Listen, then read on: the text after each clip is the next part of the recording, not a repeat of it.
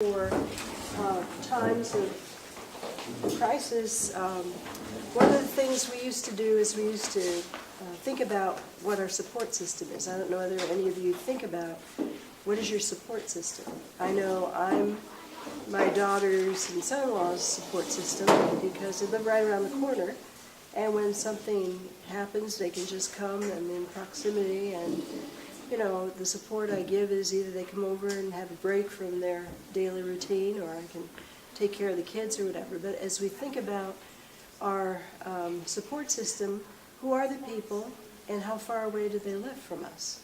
That is a really important thing to start thinking about. Because if you can start thinking about your support system and also who you support, you get an idea of what's going on. And everybody has to have a support system. Because one of the things I always say is that there's a graph, and if you have the same amount of challenge as you do support, you'll grow. But if you don't have, if you have all kinds of challenge and no support, you'll burn out. If you have all kinds of support and no challenge, you will also burn out.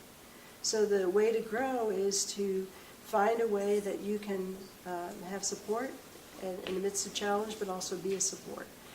And that's just finishing up on the other topic. But one of the things that came to my mind in thinking about this was, okay, in my own area, I live in Louisville, Kentucky, and we have our Divine Design group there as well. We meet on Sundays. And again, right around the corner from us are living my daughter, her husband, and our 2 grandchildren. And so I know if things came up that they would come to us or we'd go to them. But another mile or 2 down the road are 2 other families that I know if anything came up that we would be able to connect, and they would have resources, we would have resources. And then down the road a little bit further, that's a little bit further away, is another family. So immediately I would start thinking about, all right, if everybody concentrates on providing resources for themselves, you know, it's kind of a redundant thing, because you can provide for yourself, but what about everybody else? What if one family concentrated on a couple of things to provide for the whole community, another provided another resource, and then I started thinking about the fact that who the people were and what they were hardwired to do would play a significant role. So for some of us, like for me, I can play the role of support, emotional support for people. Practical support I could do as well. And maybe there's somebody else that knows how to deal with obstacles in the environment, which maybe I wouldn't know how to do as well as somebody else. And so we start thinking about how we're designed. And so when we think about people, as I believe that God has created all of us with spirit, soul, and body, and that our spirits have actually a deposit from God of everything that we need for life and godliness. And so just as you look at a baby who you don't see the potential in the baby in the sense of you just see a baby that's small and needing help, and yet in that baby is everything that is needed to grow, to develop. And you see later on as they get older what has been placed in them. And the same thing with our spirits. God has placed things in our spirits. We're hardwired to do things that maybe somebody else isn't hardwired to do. Sometimes people say to me, I don't know how you do what you do, and I'll say to them, and I don't know how you do what you do. And it's amazing to me that some people don't see things the way I see them, and for them it's amazing that they don't, see the way I see. And so it's the idea of everybody has been made and hardwired differently by God, so that as we come together, there is a synergy and a way to work out issues and problems that we would never experience otherwise. And it's very comforting, isn't it? If you think about you yourself having to provide everything for a crisis, what's that feel like? It's overwhelming, isn't it? But if I say, okay, I can do this part, and then somebody else may be able to do this part, that is really important. So God has designed us in our spirit with the resources that we need. And even if we are limited in the resources that we see around us, we're not limited because we belong to God. And, from what I've read, He can bring food to the Israelites in the desert, and He can cause the rain to rain on dry earth. He can do things that we would never imagine, and that's what we also have to think about. But the resources don't always come from the soul realm of our being in the information that we have, because one of the things that is amazing to me is when people, I'm in awe of people that know how to put things together in a way that you think, how would anybody ever know that, Thinking about Gary Young, maybe, who put together blends of oils that have produced healing and been used in tremendous ways. Thinking of scientists who put together things to help people to heal. Even looking around all of you today, every one of you is very unique in the way God's made you to be, and there's probably more that God wants to release from you today and tomorrow and the next days than you've even thought of, because maybe you have put limitations on yourself because you haven't gone to college and learned this or that or the other thing. But as we work together and as we share what God's shown each one of us, we have a lot more than what I would just have or you would just have. And so that's the exciting part of how God has designed us to be. Can I get my notes?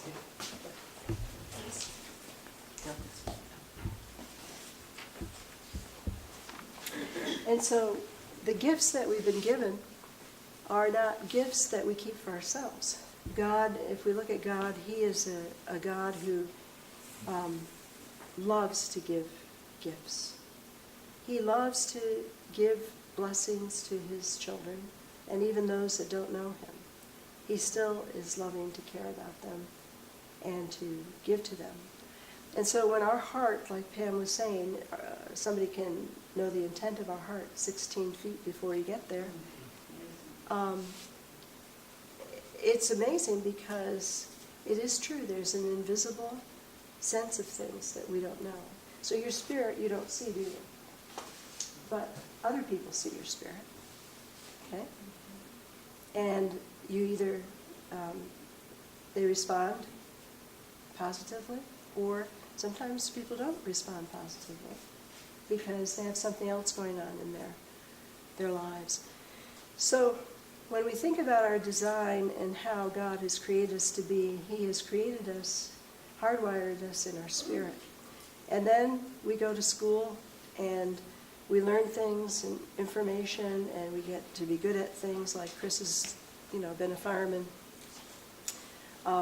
Martin has been a variety of things. He's a teacher, but also has sold cars, and he's sold photos and all kinds of things. But who he really is a teacher who loves God.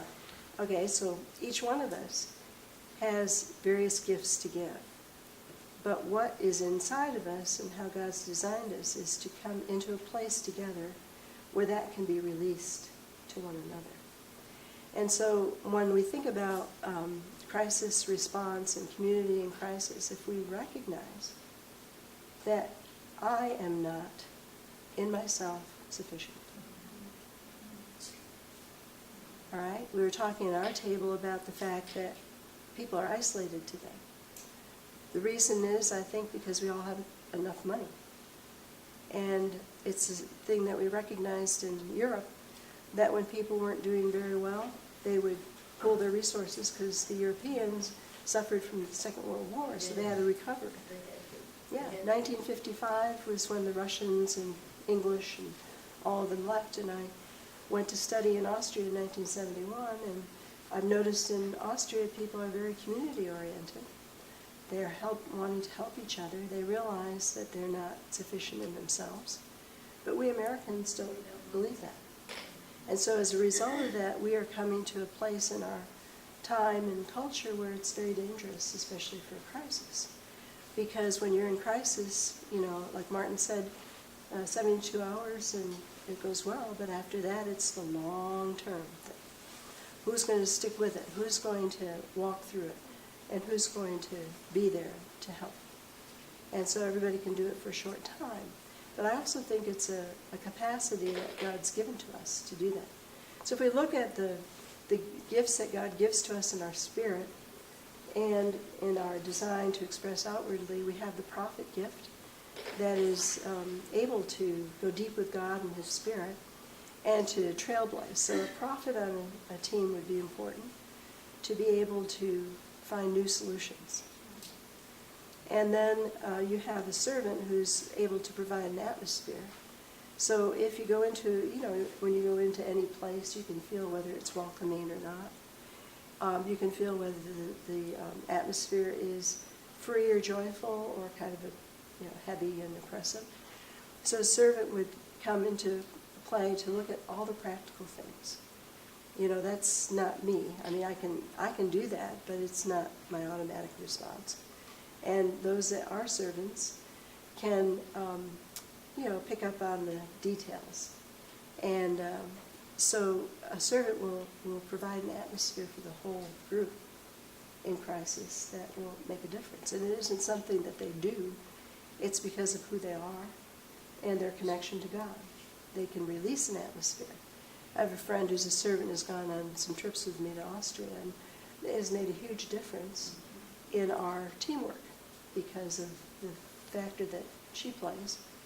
And a servant in any team helps that way to help build the team. The teacher gift is one that gets knowledge, and the teacher will be able to give us kind of information on what would be important and look at details and how things could be done. And the exhorter would be the one that would keep the team spirit going. Okay. Last week we went out to